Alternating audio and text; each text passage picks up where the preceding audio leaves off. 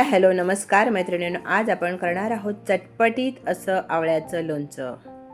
मस्त चटपटीत आवळ्याचं हे लोणचं बघण्यासाठी आपण सुरुवात करूयात। हे बघा, आवळे घेतलेले आहेत, स्वच्छ धुवून घेतलेले आहेत आणि पुसून घ्यायचे आहेत छान। आणि जे आपण त्यासाठी जे आपण भांडं वापरणार आहोत ते स्वच्छ कोरडे असावेत। आता बघा, आवळे हे आपण पुसून घेतलेले आहेत, आता हे किसून घ्यायचे आहेत। अशा पद्धतीने सगळे किसून घ्यायचे आहेत। हे बघा, हे सगळं किसून घेतलेले आहेत।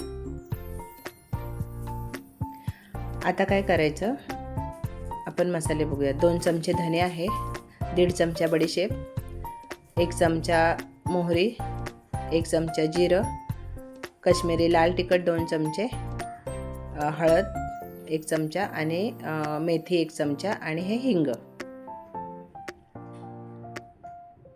आणि विनेगर वापरायचं आहे। विनेगर वापरायचं, विनेगर आणि हळद हे लोणचं कोणतं पण टिकवण्याचं काम करते। आता हे मीठ घेतलेलं आहे, मीठ स्वच्छ भाजून घ्यायचं आहे। मिठामध्ये पाण्याचा अंश असतो, त्याच्यामुळे मीठ चांगलं भाजून घेतलं की लोणचं खूप दिवस टिकण्यास मदत होते। हे बघा, हे चांगलं भाजून घ्यायचं आहे।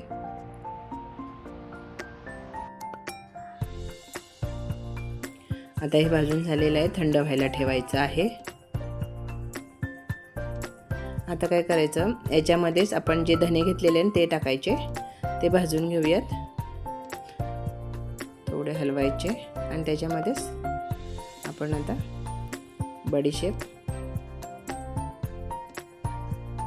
जिरं, मोहरी, मेथी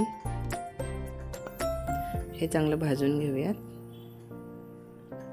बारीक गॅसवर भाजायचं आहे।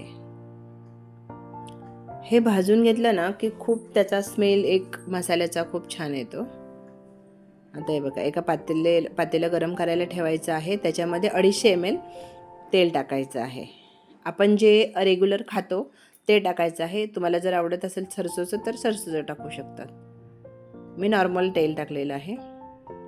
हे बघा, आता हे भांडं पण स्वच्छ पुसून घेतलेलं आहे मिक्सरचं। आता याच्यामध्ये हे ओतायचं आणि मिक्सर फिरवून घ्यायचं। इकडं बघा, तेल गरम होते आहे।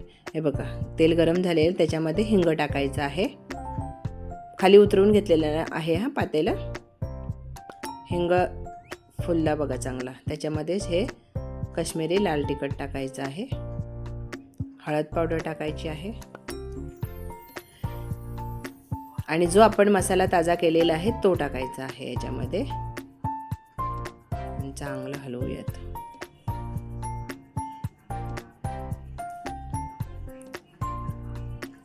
हे बघा, आणि याच्यामध्ये मीठ टाकायचं आहे। हे बघा, मीठ टाकायचं आहे आणि हे पूर्ण थंड होऊन द्यायचं। लगेचच नाही टाकायचं। हे बघा, आता हे पूर्ण थंड झालेलं आहे, जवळपास मी 2 तासाने हे घेते। आता हे बघा, ह्याच्यामध्ये 3 मिरच्या आपण रेग्युलर हे करतो ना, खातो ना, त्या मिरच्या टाकलेल्या आहेत बारीक कट करून, कारण ही थोडी थोडी दाताखाली आली ना की खूप लोणचं छान लागतं। हे बघा, आता हे अर्ध टाकलेलं आहे आणि याच्यात 1 चमचा विनेगर टाकलेलं आहे आणि हे चांगलं मिक्स करूयात। हे बघा, ही काचेची बरणी घेतलेली आहे, ती मी 2 तास ना उन्हामध्ये ठेवलेली होती। चांगली कोरडी करून घ्यायची आहे। हे बघा, अर्ध भरलेलं आहे, त्याच्यामध्ये हे तेल ओतायचं, परत आता हे पूर्ण भरायचं आणि त्याच्यावर अजून तेल ओतायचं। हे बघा, झालं आता लोणचं। मैत्रिणींनो, वेळात वेळ काढून माझा व्हिडिओ पाहिल्याबद्दल धन्यवाद। परत आपण उद्या भेटूया 3 वाजता।